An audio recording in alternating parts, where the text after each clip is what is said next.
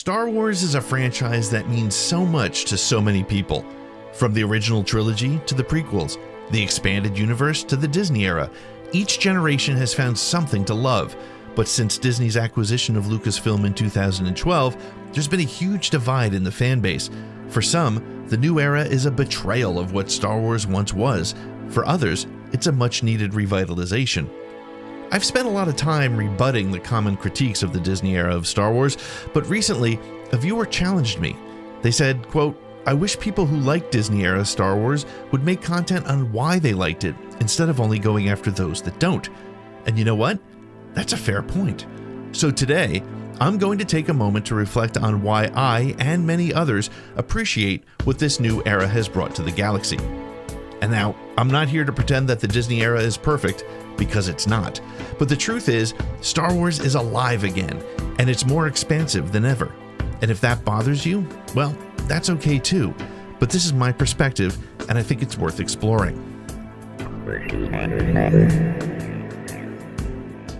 When Disney acquired Lucasfilm, Star Wars was, frankly, in a bit of a lull. The prequel trilogy had come and gone, and while the original 6 films were loved by many, there was no new content on the horizon. The franchise had the potential to be dormant for years, maybe even decades, and perhaps even disappear entirely. Then came the sequel trilogy, Rogue One, Solo, and the TV shows, and suddenly Star Wars was everywhere. Whether you loved or hated what Disney did with it, you had to admit it was keeping the conversation going. The Mandalorian brought us a fresh perspective on the galaxy, and shows like Andor and The Bad Batch expanded the lore in new and exciting ways. Sure, not every project has been perfect, but I think we need to focus on the fact that Star Wars is alive again. It's thriving across TV, film, books, and games, and the fact that we're all still arguing about it just shows how important it remains. That alone is something worth celebrating. Now let's address one of the most common critiques of the new era, the introduction of more diverse characters. Some fans see this as agenda pushing or a forced marketing tactic, and I get it. It can sometimes feel like these elements are overemphasized in the marketing, which can make it hard for those that are bothered by it to see the actual stories for what they are. But if we can look past the headlines and focus on the characters, what we find is that these new additions are strong, compelling, and meaningful. For many fans, characters like Rey, Cassian Andor, Osha and May, and Ahsoka represent something Star Wars has been missing. Characters who aren't all white male and heroic in the traditional sense. It opens up the galaxy to people who didn't see themselves reflected in the original 6 films, and that's powerful. Rey's journey, Osha and May's struggle with their past, and Cassian's growth into a leader all come with emotional depth and complexity. They're not just there to check boxes, they're characters that people can relate to, especially new fans who feel like they've never had a hero to call their own. Does the marketing sometimes lean too heavily into these themes of diversity and inclusion? Absolutely. But if we separate the marketing from the actual stories being told, we can see the value in diversifying the Star Wars universe. It's not about alienating fans, it's about expanding the reach of the galaxy and making a more inclusive place for everyone. One of the most controversial decisions Disney made was to declare the expanded universe as Legends. For longtime fans, this was a gut punch. The Thrawn trilogy, the adventures of Han and Leia's children, the many characters who had come to life in books, comics, and games, all of it was suddenly no longer part of the official timeline. But as hard as it was, I think it was the right move. The EU had become so vast, so intricate, that it had grown impossible to continue without creating massive continuity headaches. By starting fresh, the new era was given the freedom to build something cohesive, not bogged down by decades of conflicting stories. It's also important to note that Disney isn't ignoring the EU. Elements of Legends are being reintroduced into the new canon all the time, like Thrawn in The Mandalorian and Ahsoka. The new era pays homage to the old in ways that should connect with fans of the Legends material, while also forging its own path forward. It wasn't about disregarding the past, it was about building a foundation for the future.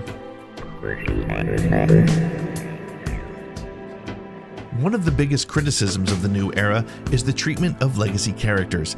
Luke, Han, and Leia are often seen as being ruined by the sequels, but I don't think that's the case at all. The reality is, if they hadn't evolved, if they were exactly the same characters as they were 30 years ago, it would have been unrealistic and unrelatable. Luke's struggle with failure in The Last Jedi was controversial, but it was an honest exploration of what happens when heroes fail.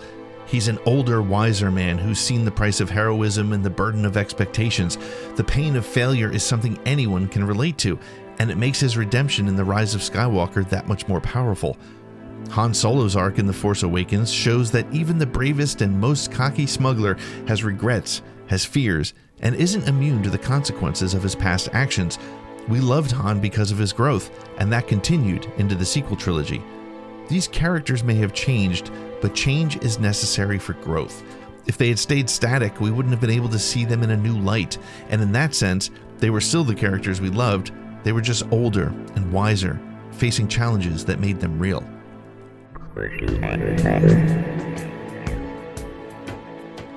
Now, let's talk about the quality of some of the projects.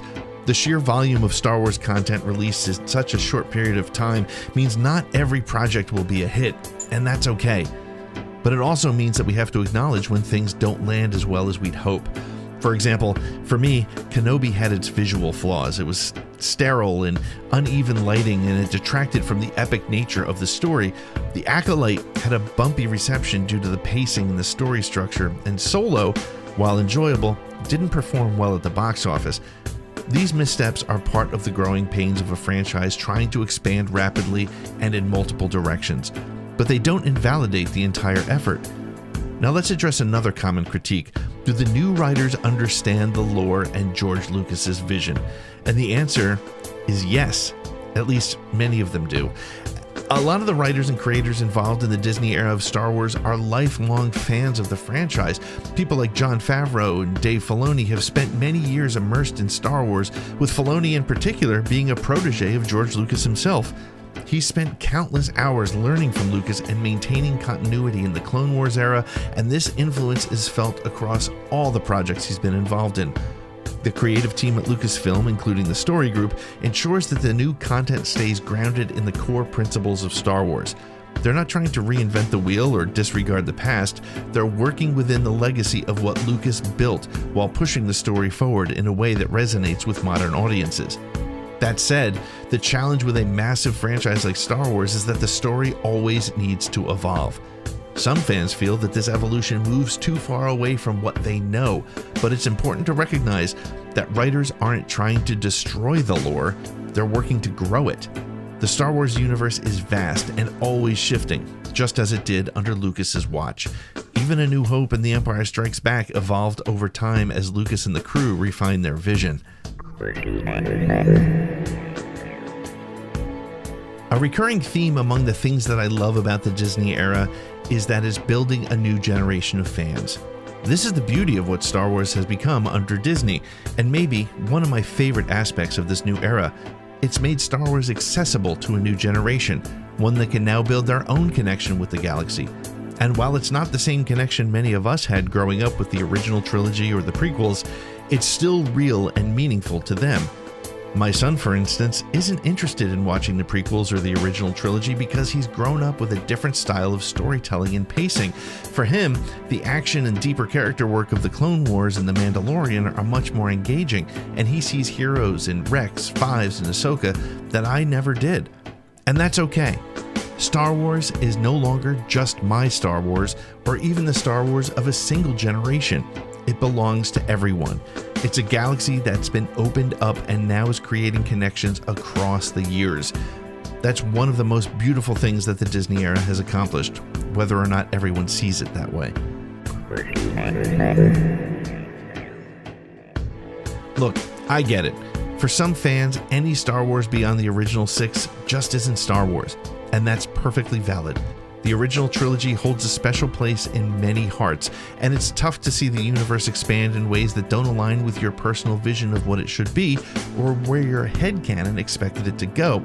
But fighting those who enjoy the Disney era content isn't going to change that. Arguing with people who love new Star Wars won't bring back the good old days. It'll only drive more division. And at the end of the day, I think we all share the same love for this galaxy. We all just have different ideas of what makes it special. The Disney era is for many far from perfect, but it's part of the ever-expanding tapestry of Star Wars, and for me, that's something to be thankful for. I'll keep watching, I'll keep critiquing, and I'll keep enjoying the ride, and I hope you will too. What do you think? Leave your comments below and share this video with your fellow fans. Check us out on Thursday nights for ATG Live, where we talk news, interview great guests, and respond to your comments in the chat. Make sure to subscribe and keep up with all of our new content. Thank you so much for checking us out, and may the Force be with you.